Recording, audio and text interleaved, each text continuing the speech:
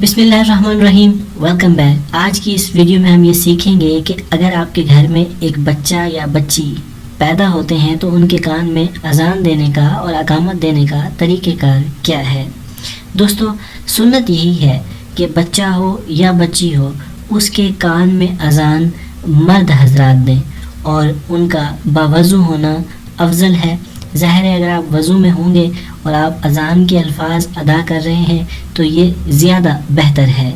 جب بھی اذان اور اقامت ادا کی جا رہی ہو تو یہ افضل ہے کہ بچہ یا بچی کا جو چہرہ ہے اس کو بیت اللہ کی طرف کر دیں تاکہ اس کا چہرہ جو ہے وہ بیت اللہ کی طرف ہو۔ اس کے بعد جو سب سے امپورٹنٹ ہے دوستو، جب آپ اذان دے رہے ہوں گے پھر وہ اذان ہوگی یا اقامت ہوگی، جو الفاظ حی علی الصلاۃ کے ہیں وہ بچے یا بچی کے دائیں کان میں ادا کیے جائیں گے، جبکہ الفاظ حی علی الفلاح جو ہیں وہ بچہ یا بچی کے بائیں کان میں ادا کریں گے۔